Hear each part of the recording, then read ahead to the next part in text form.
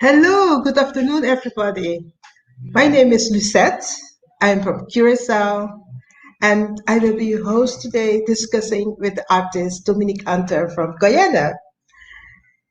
I have been running for 25 years now a gallery, so for me it's very interesting to talk to a young artist and see how she is doing and what she does and how her career is progressing. But before we start, I would love to have a huge thank to the Catapult Lockdown Virtual Salon program so that I can be able to be part of this afternoon.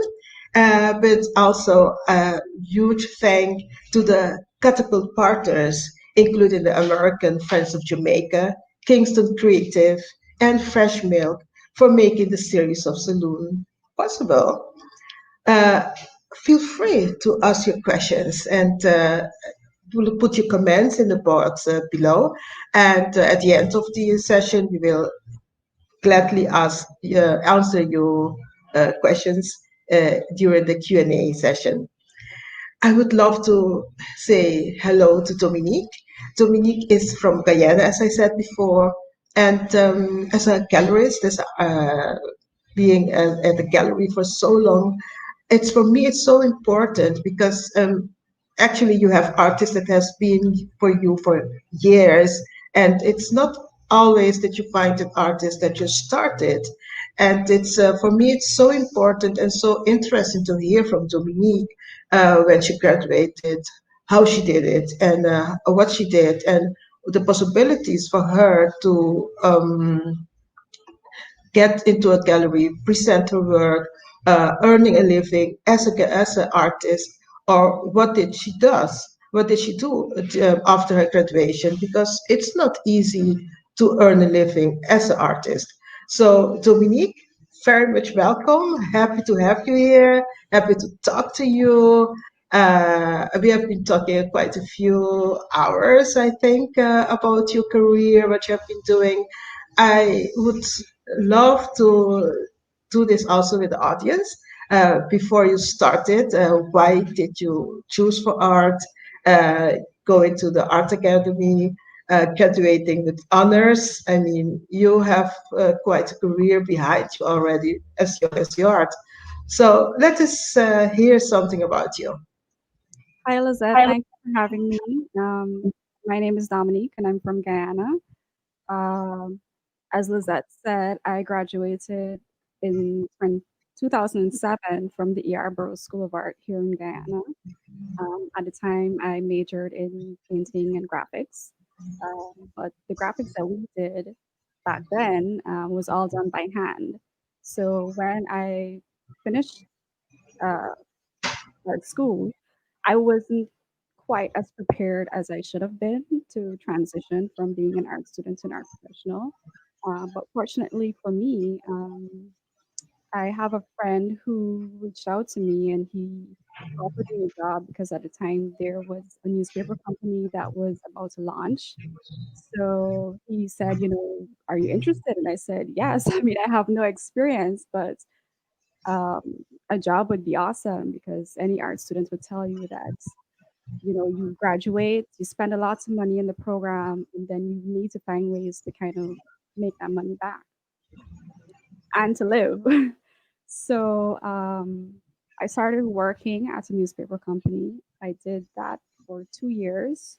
Like I said, I didn't know the program, so I was very fortunate in that I had very patient colleagues who taught me Corel Draw, Photoshop, InDesign, all those things. So it was a bit of a learning curve, but I was able to catch on relatively quickly. Um, and a year into working there, because being employed as a layout artist, which is what I was, it's a very monotonous kind of job. I don't know if anybody has experience working in newspaper companies, but it is a very monotonous job. And I started reading more of the content of the newspaper and I realized that nobody was writing about art. Um, and nobody knew the younger artists. Everybody knew, Stan Greaves and Philip Morris, but nobody knew the younger artists who graduated before me, who were in my batch, who were coming up after me. So I pitched an idea to the editor at the time, and I said, I have no problem doing the interviews, writing the articles, laying out the page. So I May I did. interrupt you? How old was you at that time that you decided to start writing about art? Pardon me? How old was you at that time that you decided, oh, I want to write about younger artists? Maybe 2021. Wow, Yeah. really good. I had no experience like at all. And these people gave me an entire page in a national newspaper. And I was like, y'all crazy. But thank you. So I was doing that for a couple of months. It was free. I told them that I'm not looking for payment or anything. I just wanted to give these artists exposure. And then I got a call from my boss, and he said, well, you're kind of doing a good job, and we can't keep not paying you. So eventually, it was a paid job that I did for a year. Um, and I was able to give a lot of younger artists that exposure. Sometimes you need encouragement to feel like nobody's paying attention to what you're doing, nobody's following your career. So I was very happy that I was in a position to do something like that, and that my supervisors, my bosses allowed me to take on that responsibility. And And they did you have after I left, they kept the page.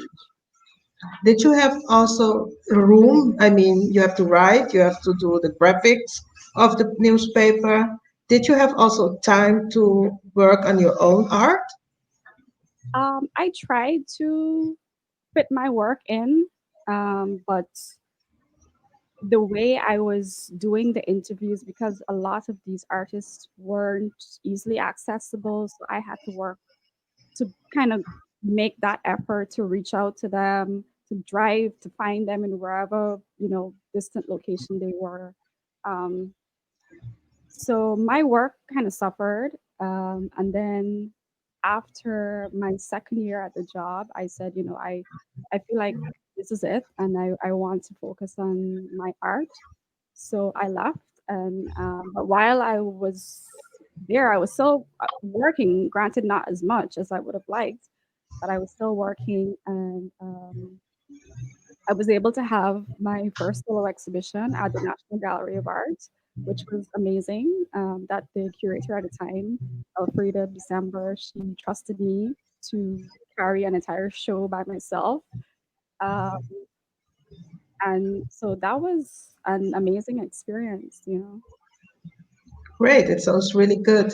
What was your work about? Because you do a lot with gender, and during art school, that was also your major. I mean, you majored in graphics or in paintings and in fabric, but did you use the gender also theme in your work during your art school?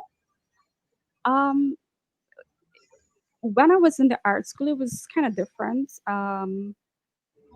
For me, there wasn't really a direction. I mean, yes, my thesis was on, materials and textures and all these different techniques in art making and mark making. Um, but in terms of what the aesthetic was, there wasn't really a fixed anything. But once I settled down to start working for the show, a lot of the work became about the female body. And so I was using references that I would find online, magazines, whatever material I could get my hands on. And the content that I was making really was to challenge what was being imposed on me at the time, what I felt was being imposed on me. People felt like, I should only be making a certain kind of art, that pencil drawings, which was predominantly what I made for the show, that those are just like preliminary. People have this idea about pencil work not being strong enough to stand on its own. So it's always like a preliminary something for some masterpiece. and you had to make pretty pictures, colorful pictures because you're from the Caribbean. So, The work that how I was the did, reaction? How was the reaction of the public? it was definitely mixed. I mean, I had one person who was just so outraged by what I made. He was like, "This is not art. I don't know what you're trying to do." But at the time, he didn't know that I was the artist. I was, and I said I'm a very small person, unassuming. So I was just in my corner, and he just started rattling off about, I don't know what this Dominique Hunter fellow, because of course it had to be a man. um, I don't know what this fella thinks he's doing. Surrealism is dead, blah, blah, blah. So he kind of went on a rampage. I mean, some people appreciated that it was something different, that than they were used to seeing. And some people were definitely not having it at all. Okay. So, but then you after the show you kept working on your art, or you went back to work at how, what did you do? Um, so I was able to sell a couple of pieces at the show. The gallery acquired, I think, 2 or 3 pieces. So those are in the national collection. Um, and then I felt like, okay, well, maybe I should try the corporate thing again and see what happens. Um, and funnily enough, it was a sister company of the newspaper where I used to work.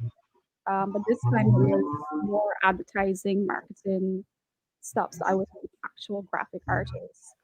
By then, I had figured out, the programs enough to know my way around it to do certain ads and campaigns and stuff like that. So that was interesting.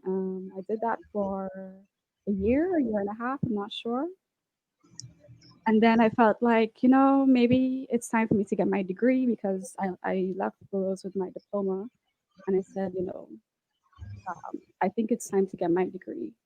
And I was actually enrolled at the University of Guyana, but that was a whole predicament. So that didn't work out. I did a semester there and that didn't work out. And so I started looking around. Initially, I had my heart set on the School of Visual Arts in New York, but that was just way out of the budget. So I was like, well, maybe closer to home would be an option. And I was looking at Edna Manley. That was still a bit kind of out of my range, and I didn't know anyone in Jamaica at the time. And so a teacher of mine, told me about the Barbados Community College and the program because we've had people from Burroughs go on to do the program there. So she was recommending it, and she said, what, if you're serious, I think you should look into this. And so I did, and I sent in my application. It was accepted, and then the adventure started. So, that's the moment that you decided, okay, bye bye Guyana. I go to Barbados and I just go and get my degree. What was your experience at in Barbados? I mean, it's a totally. I mean, you come from a country actually because Guyana is a country. Then you go to an island. I mean, it's. I think it's quite an experience. Or was it okay? Was it like just moving from one house to the other? I don't know. Well, it was definitely, I mean, we're similar in one sense, but it was still somewhat of a culture shock because we are an island. And I mean, I had visited previously, so it wasn't like really new to me. Like I had gone around the island before, but it was still a bit of a culture shock. Um, Coming from Guyana, we're not, or at the time, we weren't dependent on tourism. I still don't think we are. Maybe ecotourism, but not the same kind of tourism that Barbados engages in. It's like next level. And so it was definitely interesting to see that dynamic between the tourists and the locals and the relationship and all these nuances. It was interesting to see not just as a visitor, you're staying for 2 weeks and then you go back to your country, like to actually live there and just see it unfold over 3 years. It was interesting to observe. Yeah. Okay, and then I mean, because you're so focused on gender again, did you find a difference between the women of Jamaica, the women of Guyana and the women in Barbados, or the way they depict, or the women are, presenting themselves, one country to the other, in Guyana and in Barbados? Yeah, I mean, I think there was a huge difference. When I left Ghana, there weren't many makeup artists at the time. I mean, we had a couple popular ones, but it wasn't like such a big thing in Barbados. I mean, those girls are just like they take it to the next level. Um, and then of course, they focus on their version of carnival, which is Kadooment. And so, the whole machinery behind that. I mean, we don't have that level of um, that kind of festival here. We have an equivalent, but it's not really an equivalent. Um, but I find for me and in my experience, the Bajan women were definitely more expressive in terms of their personal style, their hair. I mean, when I left here, my hair was, relaxed and it was long. And I went over there and I chopped it off. I bleached it. I dyed it. I did, I mean, a whole number of things. And it just felt, you didn't feel like stuck out, but, and everybody loved it, and whereas, you here, maybe now it's different, but at the time, people would just like stare at you, like, what's wrong with you? Having some kind of midlife crisis? What's going on? But definitely there were a lot more expressive, I think, in terms of their personal appearance. Okay, you experience this as a personal thing because what I read in your bio, you says that uh, your work deals a great part with the use of the female body as it is misused or non-representation to be idealized and sold for men for consumption and for women for validation. But I mean, if I listen to what you're saying and I read what you're putting as your statement for your work, actually, uh, I mean, you got into this consumption of, doing whatever you want with your hair, with your body, with everything, because of the experience you were getting in Barbados compared with the person you were when you was in Guyana. Yeah, I think it was just, I mean, there's something to be said about when you move to a different country and suddenly you're practically on your own.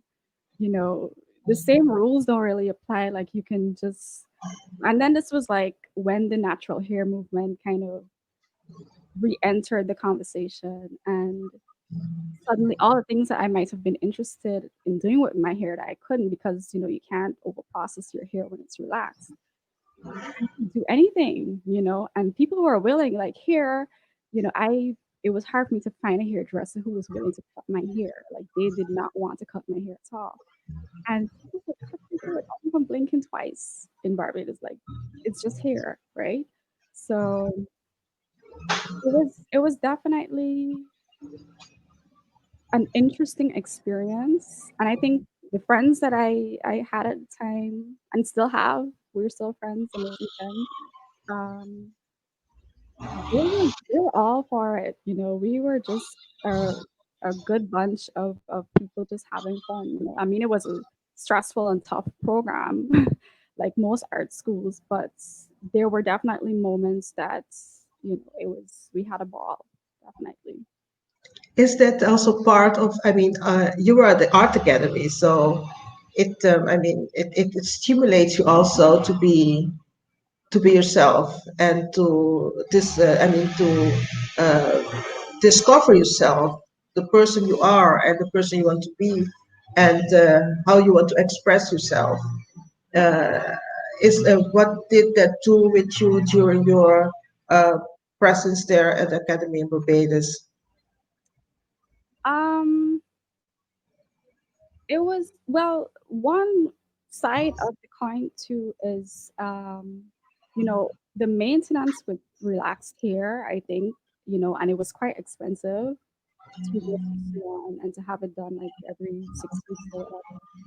So, I mean, when you're a student on your own, you're looking to cut costs. So if the hair gotta go, the hair gotta go. So I had a fade for like 2 years when I was there. I still had it when I came back home. But it was just it was just a different vibe, and I think I just said, why not? These are things that I kind of was interested in, but was kind of scared, and people didn't want to indulge me. So, you know, they were willing. So I said, why Okay, great.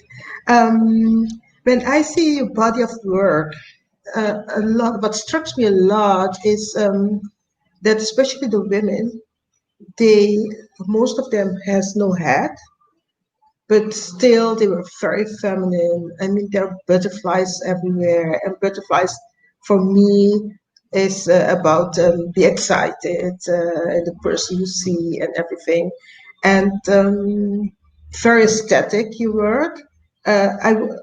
Yes, most of the work they're doing now, but the work I want to show actually is the work is at size where you really want it. So it's for me it's a quite a disturbing painting. Can you tell me more about this? Okay, so this was a piece that I made when I came back home in 2015.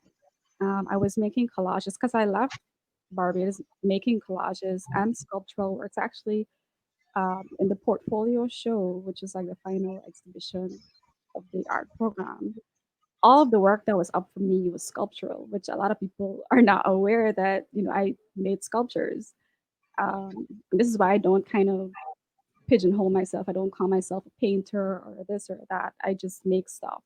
Um, so I was making a lot of collages.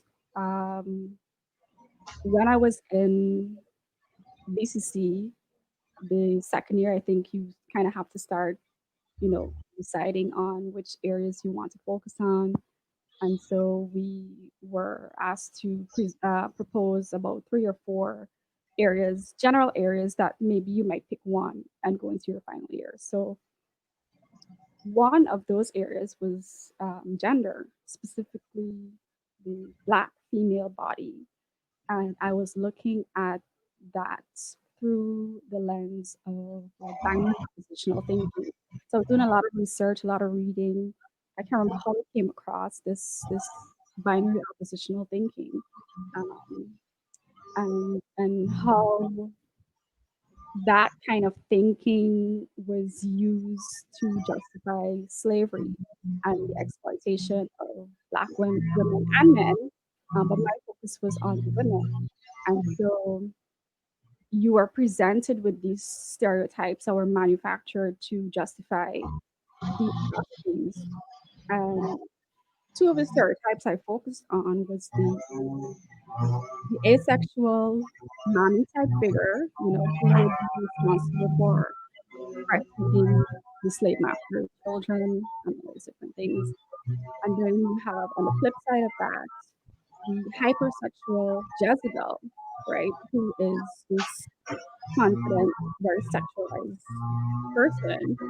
Um, Basically say, well, okay, because she's so confident and whatever, and she carries herself a certain way, then that's why she deserves to be raped, or whatever their twisted rationale is. So those two stereotypes were the ones I was focused on, and so a lot of the work that I was doing, I was collecting images from tourist magazines, any sort of print media that I could get my hands on, because I mean, the tourist magazines are just ripe and rich with so much material. I mean, very thinly veiled. material, how they choose to present women and to package them and their target audience and the kind of language they use, the kind of images. So I would collect text and images from all these different magazines and just kind of force them together in the same composition, but to make the message very prominent, whereas they would have downplayed it or maybe, not be so forward with the message. I chose to go the other way. And so this was one that I did when I came home. I made a series of about 12 of these.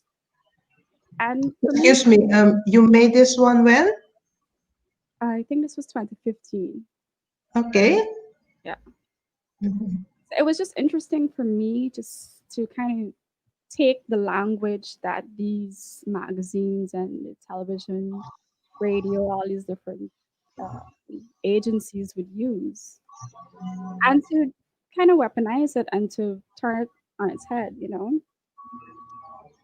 So this was one that I made in a series of 12, I think, Yeah. and it was Okay. yeah, it was Yes. just uh, again, how the black female body is hypersexualized and presented and you know in a way where people Okay. feel like this is what you need to have, this is what you need to look like. Yeah, okay, I understand. But then, I mean, this image, and this is 2015. Mhm. I want to show another work that is that the burden was never yours to bear. And I want to compare those two words, I mean, words, because that is a newer word Mhm. compared with the older one. How come you switch to such a, I mean, uh, um, I don't know how to put it, but I mean, the first painting I found quite heavy to bear, to look at. And then I see this paintings, and actually, it's you're talking the same language, but still, it's so much, so more delicate and so much more accessible than the first one we looked at. How come you switched to those? I mean, from depicting that way and now doing this work?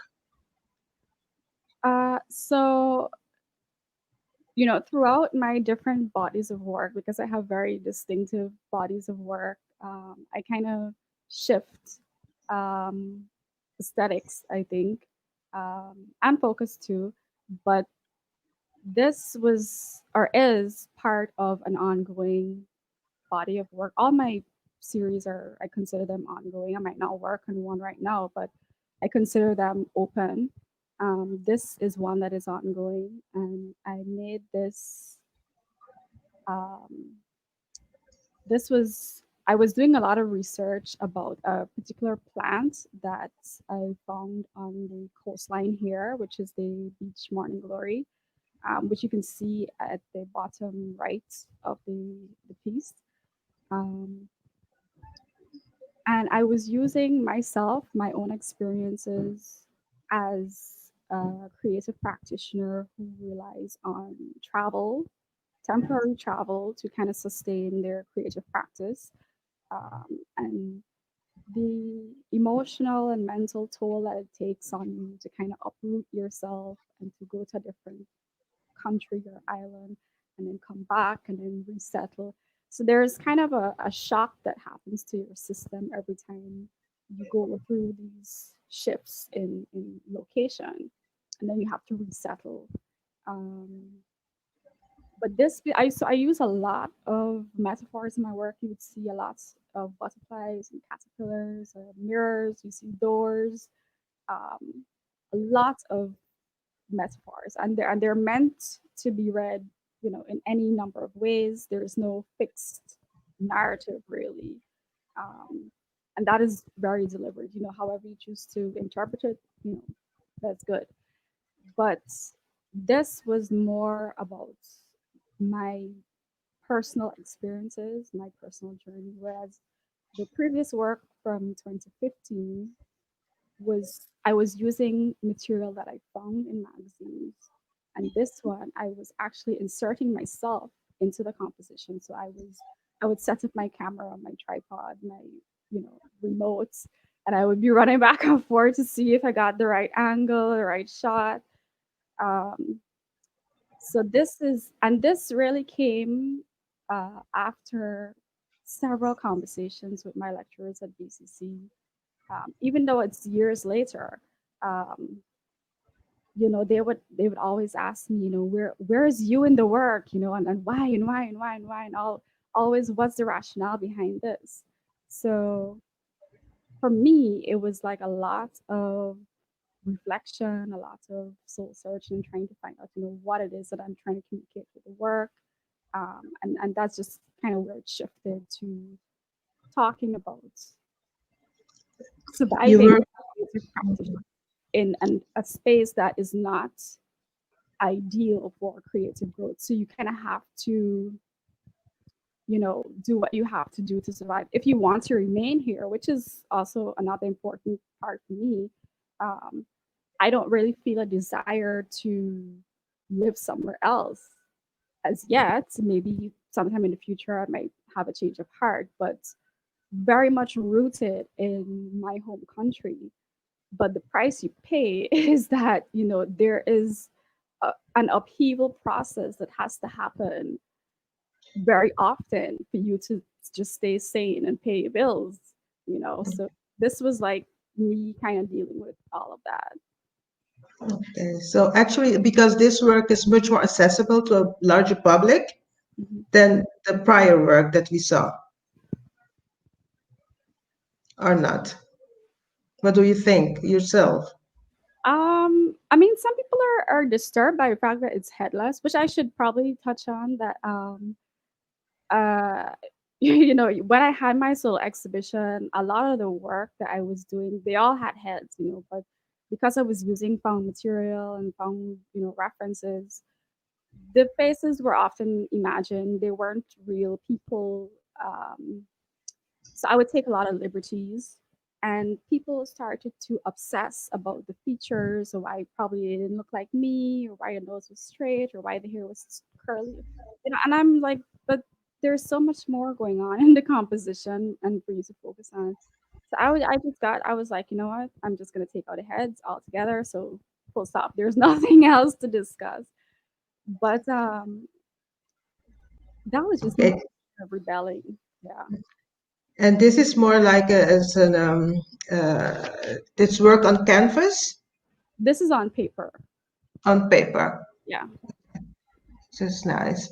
Um, I was going also to your body of work for sure for this program, and I was looking also to installations because I mean it's quite interesting to see how you work. I mean you do not only it's not only that you paint or you do a lot of collage, but you do also a lot digital work. But and then I bumped into your installations, and I thought, oh my gosh, this is so much different. I wouldn't, if I see your installations, I compare this with your 2D work. I was like, okay, this is Dominique too. It's much cleaner. It's much. It has less of the composition is very clean and lean. So tell me how you work when you do installations. Okay, so this was a piece I made while I was on residency at the Vermont Studio Center. And my whole experience getting there was just like a movie. I felt like I was gonna die, but I'm still here. But in the orientation process, I can't remember who the name of the person was, but she was explaining the history of the space and the area. And she was telling us about two floods that they had when the Gihon River, because actually, right outside the window in this image, there is a river that kind of flows parallel to the studio that I was in, and it kind of flows under a bridge. and she was telling us about, one of those floods in particular was really, really bad. I think a couple of people died. There was a lot of loss, a lot of devastation. And I really had no idea what I was going to make during that residency. I didn't really go with a plan. One of the only things that I walked with was it's actually sanitary napkin wrappers that you're seeing that's coming out of the cardboard structure and onto the floor. I walked with that. That was the only material I had. Um, and the white and gray cardboard print material, that was scraps, that was test prints from an artist, staff artist, who was there, and she heard my story that my luggage was lost and I had just the clothes on my back. So she was like, I have these test prints. If you're interested, maybe you can do something with them. So I said, sure, why not? So I started to conceptualize this piece, trying to imagine, what if this river came through the window and just like flooded everything. So this was actually a part of 4 installations in all. We don't have the picture here, but in hindsight, I thought maybe I should have included it. But to kind of show the devastation when something like this happens. And I just also thought it was interesting to include the sanitary napkin wrappers. I feel like that whole process that women go through every month is a similar kind of feeling for some of us. Um, uh, Very painful, crippling kind of pain. And I just thought visually that it was just really striking. So, Sure. yeah, I that was. loved it. Yeah. Actually, when you enlarge the work and you see that, I mean, these are tissues. It's a lot of this paper tissues. I've been And collecting those for like 10 years. So I have bags upon bags upon bags of sanitary napkin wrappers. so it's actually it's very conceptual compared with your other work.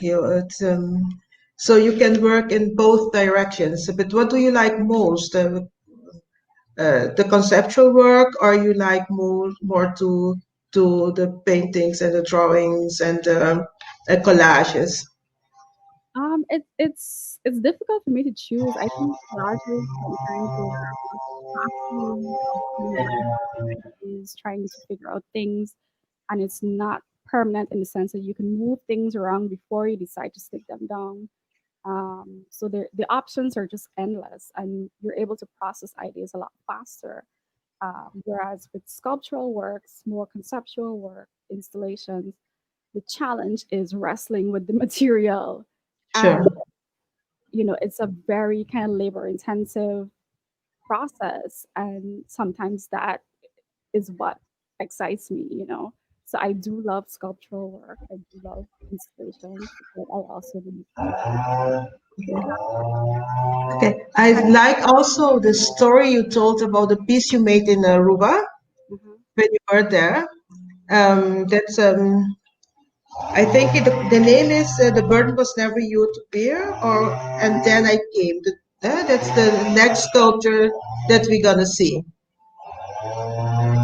Can we please have that image of the next sculpture? Oh my gosh, I'm sorry about this noise. Um, can we have the picture of the next sculpture, please? These are the tiles. The tiles. I want to see the tiles.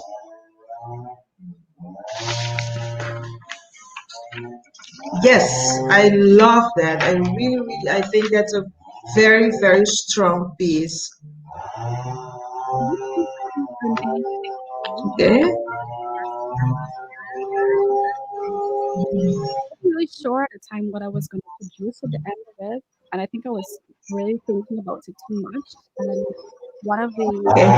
Yeah, 1 minute, please. I have to go out of build to see because there's a lot of noise out, so we can see only the picture of the sculpture, and I come back. 1 minute, please. Yes, thank you.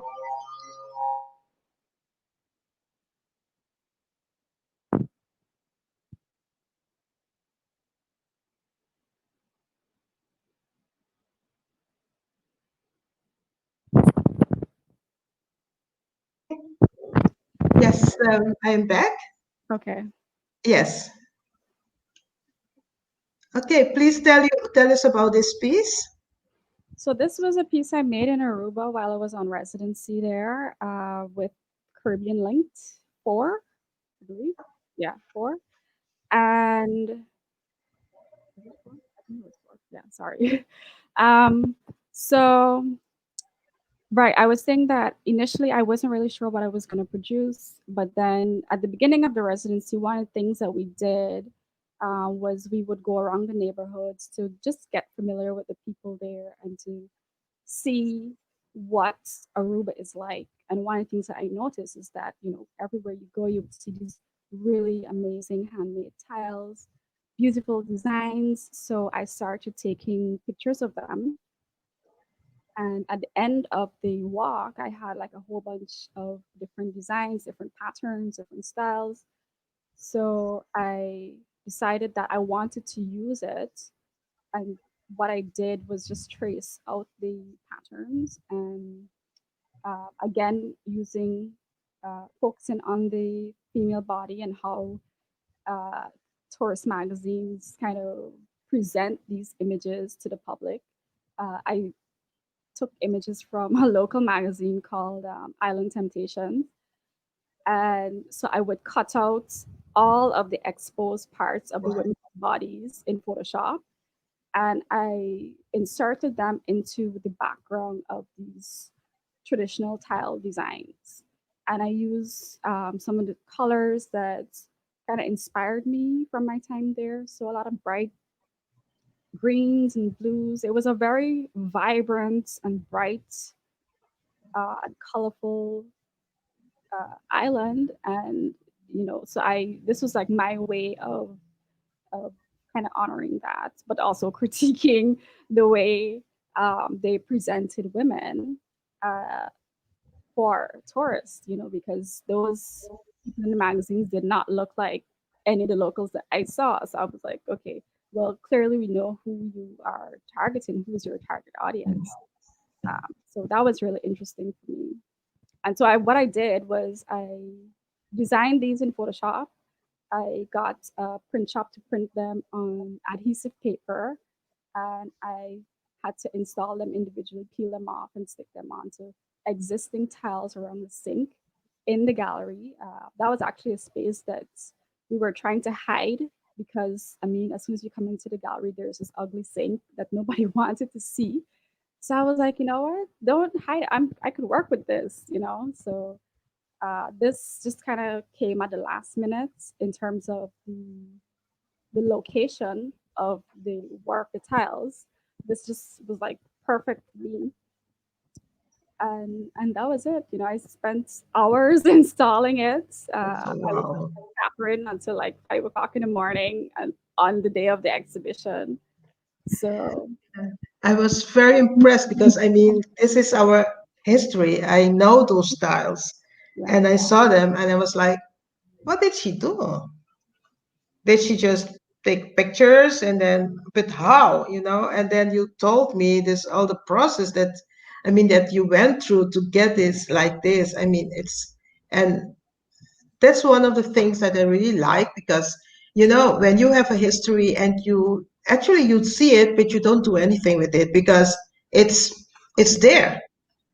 And then somebody from abroad, from new, looks so different at what you are presenting, and then that's the power of a new look at something that's traditional, that's something that's that's always there, and then you as an artist, you come, and then at all of a sudden it becomes really a beautiful piece of art, or very interesting piece of art too.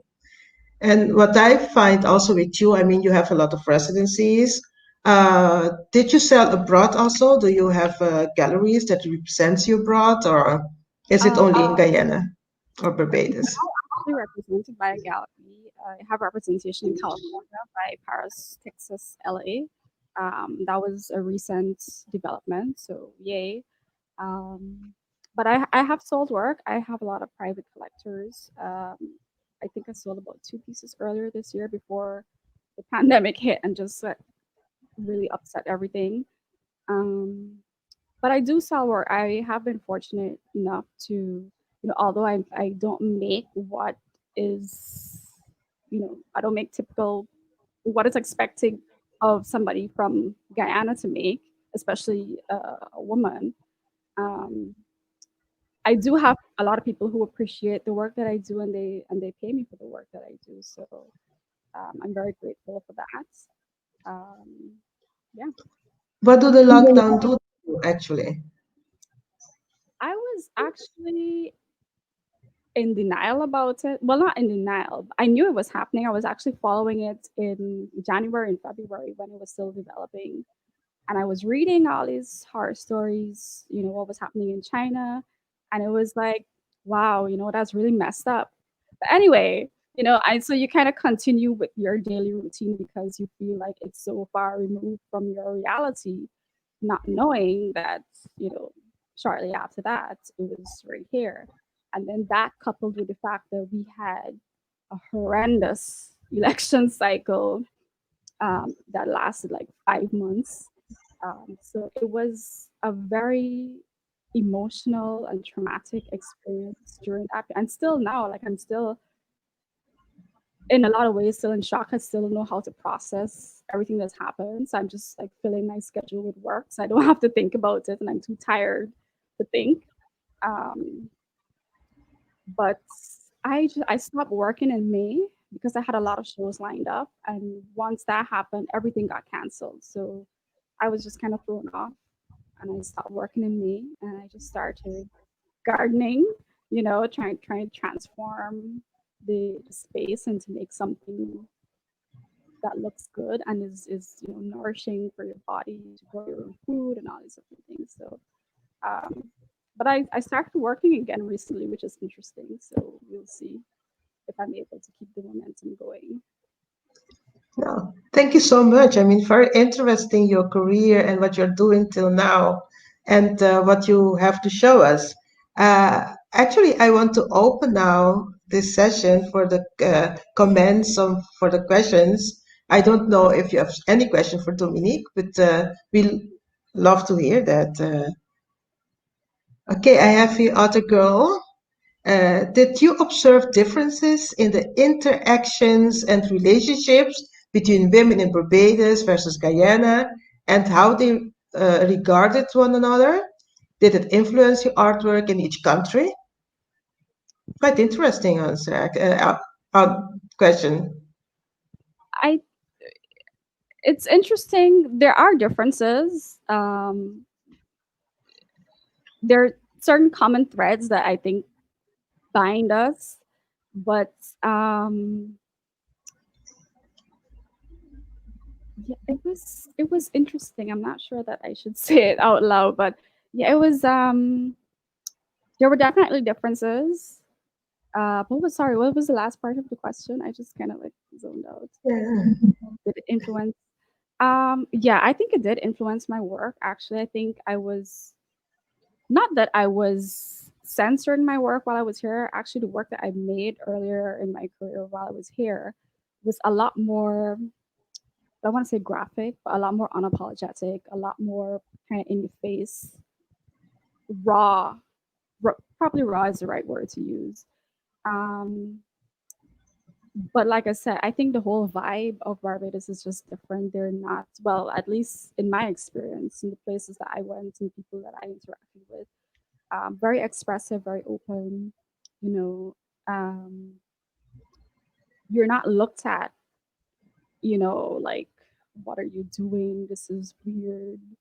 You know, I think in some ways here at the time, we were still a lot more conservative in how we felt women should look or how they should behave.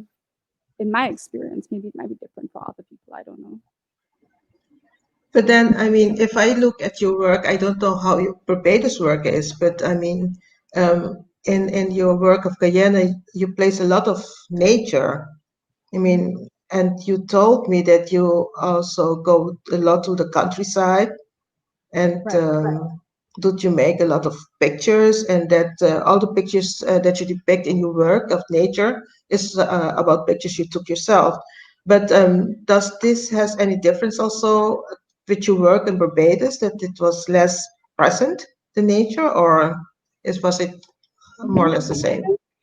I think it was different because, at the time it was, like I said, the focus was about the stereotypical representations of women, black women. So the two very prominent stereotypes I was working with were Mammy and the Jezebel.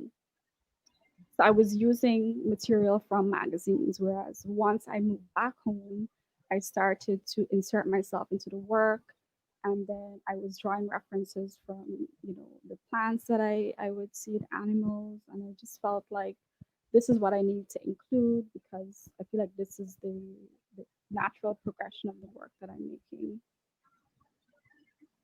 Okay, so that's what you feel like there's a difference. But do you feel any growth? Because I mean, this was your major after your graduation. I mean, definitely. I think both experiences were essential. The experience I had at the art school here in Guyana, I think they teach you very differently. They teach you how to master your skills, and not as much emphasis on the academic, intellectual, like your concepts and concept development and all these different things. Where in Barbados, all you get hit with is why, which was really good. It really, because before I was just making work because I felt like making work, but now there's a reason and there's a whole rationale, there's a whole process that goes into the work before it even starts. So I'm much more considerate. I'm much more thoughtful of a lot of different things before the work actually starts. I think both experiences, both schools were essential, because they operate so differently. And I don't think that I would have necessarily been here had it not been for either experience. Okay, great. I don't know, do we maybe have more questions for Dominique? Yes, I love this rock. Very interesting that you removed hats because people kept trying to find you in the work. Do you think like being identified do you like being identified in your pieces? Now I don't have a problem with that. All the pieces that I'm making now, I think from 2017 to now, they're all my body. But my way of kind of working around okay, I don't want to focus on the facial features. That's not my, intention is not to draw your attention to the shape of the nose or the eyes or anything. The focus is the body, the physical structure of the body, because as a black woman, my experience has been, or you're expected to look a certain way, and if you don't, suddenly your blackness is called into question. So for me, it's the shape, the silhouette, and so I try to find interesting ways of working with the silhouette. Sometimes you would see, I would paint the skin, or I would collage something completely, you know, out there into the body. So it's just finding different ways of treating the silhouette. But This is a very, yeah, I have a very personal question to you. Do you think you have a black body? that is, what is a black body? You know, Yes, okay, yeah. um, years ago, I had an experience, and I told you about this experience with this That's why I'm asking, yeah. guy. So, years ago, I had an offer to do a job. My friend came to me. She was like, "Well, we could do these surveys and blah blah." So at the end of it, the woman who was a supervisor, she came to me, and I guess we were supposed to get paid and all that. So I was just minding my business, being quiet. And she just looked at me and she said, I would never let my son date you. And I was just like, like what's happening here? And then she went on. She didn't stop there. She went on. She was like, you're what we refer to as spoiled breed. So I was just like in a state of shock, like stunned at the audacity of this woman to just come out of nowhere and just tell me this. I didn't say anything to her. I kept my cool because obviously she got to pay me and I want my money. But that stuck with me, not in a way that made me feel insecure or depressed or anything. It was just one of those things that you remember that, okay, I might look at myself one way, but there are many other people who look at me in a totally different way. How they see me is just completely different. And how my blackness is read is different. Although technically I'm mixed, my father is East Indian and my mother is a black woman. All of my lived experiences have been as a black woman. Every time I've been subject to racist comments, it's because of my blackness. So that is how I identify. Um, but the work that I'm making, and one of the reasons why I insert myself into the pieces that I'm making now, is to show people that there is no one way to represent, the black female body. We come in all different shapes and all different sizes, all different colors, and that's okay, you know. And in my experience, a lot of those comments came from women, which is just completely insane that a woman would tell another woman something like that. But, you know, that was my experience. But um, I have no problem putting myself into the work now. And, I think I not that I had a problem with it before, but I wasn't thinking about all of that. The focus wasn't as clear or as sharp as it is now because I have gone through BCC and I have that kind of training and I know how to just kind of hone into certain aspects. But You're okay with it. Thanks God. You're okay with your body and everything. I mean, Um, it's being sold, it's being into all these amazing collections all over the world. So she might be thinking that, oh, I wouldn't date her son wouldn't date me or whatever. But the point is actually as Caribbeans people, I mean, we are so mixed. So there is no body type. Although we think that these are like the big boobs and the big backsides and curvy and things like that. But I mean, because of the mixture of the Caribbean people, there is no real black body type. And if we can just accept that, then it's okay. yep. So, yeah, it's quite interesting actually. Um, You told me that you have also shows or art gallery representing you abroad. Right. Yes, so that's very interesting to see how that development is going to work. And how did they get to you? I mean, they're almost that, but I would love to just hear how they got to you, this gallery that represented you abroad now.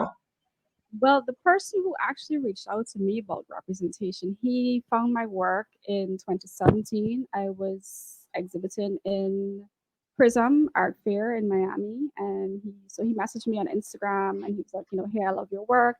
I wanted to buy it, but it was all sold out. And so I kind of didn't hear from him again for a long time. And you just think people forget. And then this year he just reached out and he was like, I have this position at the gallery, and I think your work would be a good fit. It's like, So, by all means. and that's how they came to you through the show. It's wonderful. Okay, I think you are almost 1 hour talking. Very, very happy to have had you in the program and very happy to the audience with the questions. And I hope you enjoyed it. We are very happy, I mean, to have Dominique Hunter and to hear about her. Uh, I remember you. Please tune in at 4 p.m. as I'm going to talk to another young artist. His name is Brandon Kirk Best. And closing this saloon today, again, I would like to express my huge thanks to the Catapult partners, including the American Friends of Jamaica, Kingston Creative, and also Fresh Milk for making this series of saloon possible. Uh, Very interesting programs, and actually, it's so nice to be in contact with the Caribbean, especially for us here in Curacao. That's not so easily because of our language barrier. So happy, happy, happy to be in the program. See you again at 4 o'clock when I'm here with Brandon Best Thank you. and Dominique. Thank you. Bye.